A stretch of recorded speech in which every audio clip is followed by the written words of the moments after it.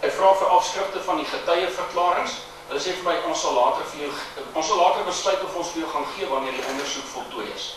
En my kliënt wil by my weet, hoe sterk is die saak, wat kan gedoen word om dit te verbeter? Jy moet teruggaan en moet sê, ek kan eintlik nie uitvind nie. Die ondersoekbeampte is deel van 'n opsporingseenheid.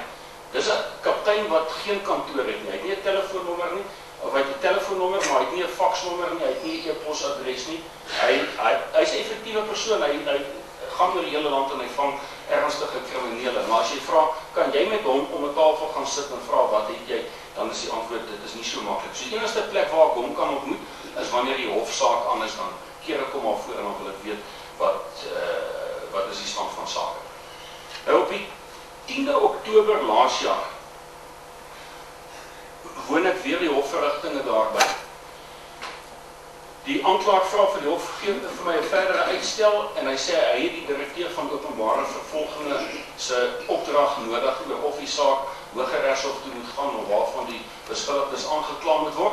Die landbou sê maar hierdie saak is nou lankal op my rol en die aanklaer praat baie mooi, hy sê nee, gee my nog net 2 weke dan sal ons hierdie beslissing sal ons nou kry. Nou Pretoria se hof, 'n Landdroshof is omtrent 1 kilometer van die DOV se kantore in Pretoria. Ek stap daar uit en ek stap na die beheeraanklaer en sê, jong, hier het nou 'n belangrike ding hier in die hof gebeur. Die Landdros het gesê, as jy nie in 2 weke hierdie beslissing het nie, dan gaan ek hierdie saak van die rol skraap. Sy sê, wat sê jy vir my? Ek sê, jy moet sorg dat hierdie dossier by die DOV uitkom of daar beslissings gemaak word in die volgende 2 weke. Van die 24ste Oktober gaan hierdie saak van die rol geskraap word en ek wil dit nie vir die oorledene se weduwee wil ek dit nie vertel. Haar antwoord is, don't teach me my job.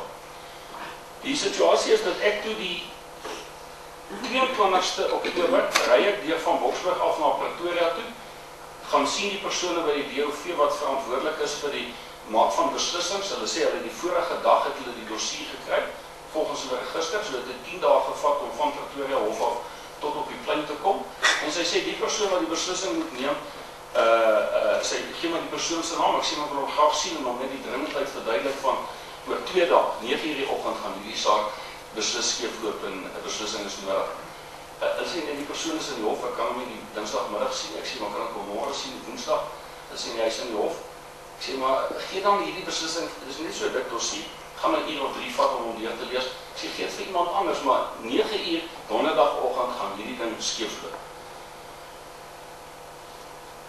Die volgende dag het ek met behulp van my kontakte die hoogste gesag in die DOV in Pretoria geskakel en gewaarsku van wat donderdag gaan skeefloop.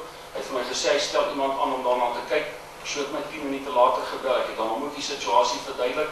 Hy het vir my gesê jy sal vra vir 'n verdere uitstel. Ek het gesê jy gaan nie uitstel kry nie, dis hoekom ek hierdie moeite doen. Gaan nie uitstel kry nie, aanvaar dit. Stel iemand aan of neem self 'n beslissing. Die oggend van die 24ste Oktober 9:00 het ek by die hof ingestap. Die aanklaer gevra of hulle opdrag gekry het. Die antwoord is geen opdrag nie en die saak is inderdaad van die rol geskraap. So dat dinge is wat nie glad loop nie, dit is ongelukkig so. En as u vra, kan die publiek regtig iets doen? Kan jy meer doen as wat ek gedoen het? Dan dink ek jy kan eintlik nie meer doen as dit nie. Maar dat dit 'n verleentheid is om vir jou kliënte rekening te lewer en te sê, my opdrag was sorg dat hierdie ding op die spore bly en ek kon dit nie regkry nie. Die belangrikste geval wat ek graag met u wil behandel is die geval van die dood van meneer Ian Taar. Hier is 'n klompie baie belangrike lesse wat 'n mens kan leer en ek het die voorreg gehad om namens Spar 'n toesighoudende brevet te hê en die saak is uiteindelik vir 6 weke het dit in die Hooggeregshof gedraai en die goeie nuus is dat daar is 3 persone skuldig bevind en ook lewenslang tronk toegestuur. Maar laat my toe om met u net die feite van die Taar ondersoek en hofverrigtinge te deel. Ek het mevrou Pat Taar, wat vandag ook hierso is, ontmoet op die 2de Oktober 2006. Op die dag deel sy my mee dat sy is die eienares of grootste aandeelhouer van 'n Spar in Johannesburg en haar seun Ian in sy vroeë 30's is gedood tydens 'n rooftog by die betrokke winkel. Op daardie stadium is daar 3 persone gearresteer vir die roof en die moord en hul verhoor is geskeduleer vir die 9de Oktober. Dit is nou 'n presiese week van die dag wat ek mevrou Taar sien. Tydens daardie konsultasie gee mevrou Taar vir my 30 getuie dagvaardings. En sy sê die ondersoekbeampte het so pas vir haar hierdie 30 getuie dagvaardings gegee met die versoek dat sy moet asseblief toesien dat hierdie verklaring of dat hierdie dagvaardings beteken word op die getuies en dat hulle by die hof is wanneer die verhore aanvang neem op die 9de Oktober. Ek kon my oor nie glo nie, ook en ek glo jy glo nie oor, ek sê oor nie glo nie. Ek skakel die ondersoekbeampte, 'n kaptein en sê vir my kaptein, is dit waar? Kan jy hierdie is 'n ernstige saak. Die saak was op daai stadium reeds 2 keer op carte blanche, baie openbare belangstelling en ek sê vir my hierdie is daar hoekom kan jy nie hierdie dagvaarding self beteken nie? Sy antwoord is, mag jy fout, die besondere kaptein, ons het hom later aangeprys vir sy goeie werk, hy's 'n persoon wat regtig uit sy pad uit gaan om sy werk te doen. Sy verduideliking is, hy sê, ek was 'n lid van die Alexandra moord en roof eenheid, welke eenheid ontbind het op die 26ste September 2006, en hy sê, ek is nou afgedeel terug na Alexandra se gewone speurtak toe, en ek deel 'n motorvoertuig met 4 of 5 ander persone, en hy sê, ek het nie tyd of ek het nie vervoer om hierdie dagvaardings te gaan aflewer. Dit is hoe ek mevrou Taar ontmoet het. Met die bemiddeling van meneer Keith Alexander, wat dit vandag hierso is van SPAR, het ons toe met die direkteur van openbare vervolging in Johannesburg afspraak gemaak dadelik en die aangeleentheid bespreek. Dit het ook gebleik dat daar 'n uitkenningsparade was wat nog gehou moes word.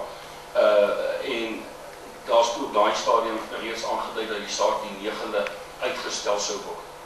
Nou tydens hierdie hoofvlak op meneer Keith Alexander is vergesel op daardie stadium deur meneer James Oosthuizen van die Consumer Goods Council se business afdeling. Praat van 'n hoofvlak afvaardiging en tydens daardie gesprek sê ons vir die DOV wat se hulp julle ook al nodig het. SPAR is bereid om dit te verleen. Dis 'n groot saak met 'n klomp getuies met 'n klomp logistieke probleme. Getuies moet op plekke bly, hulle kom van ver af. SPAR het 'n kampong waar persone kan bly, bied aan om hulle te vervoer hof toe elke dag en terug in 'n poging om te help. Die probleem ons het vandag ook hier insetsel gesien van die staatspresident wat sê daar is nie 'n probleem nie, of minister Ngakula wat ook sê dis nie 'n probleem nie. Die DOV sit ook met die probleem as hy sê ek het nie die kapasiteit om my werk te doen nie, dan is dit 'n baie ernstige erkenning. So hulle sê baie dankie vir julle hulp, maar ons kan nie julle hulp aanvaar nie. Maar julle is welkom aan boord. Die saak word toe uitgestel na die 19de Februarie toe, wanneer die verhoor uiteindelik begin het. Die 3 beskuldigdes, ek moet u miskien net vertel, want ek dink dis ook deel van die suksesstorie. Ek wil nie net kritiseer nie. Ek dink die rede hoekom ek die betrokke partye uitgenooi het is omdat hierdie sake baie mooi einde het. Hoe die 3 persone gearresteer is, moet ek miskien net eers die feite van die saak vertel. Op die oggend van die 5de November 2005 ry Ian Taar met sy voertuig na die SPAR met die idee om dit 4:45 die oggend oop te sluit, want hulle het ook 'n bakkery daar.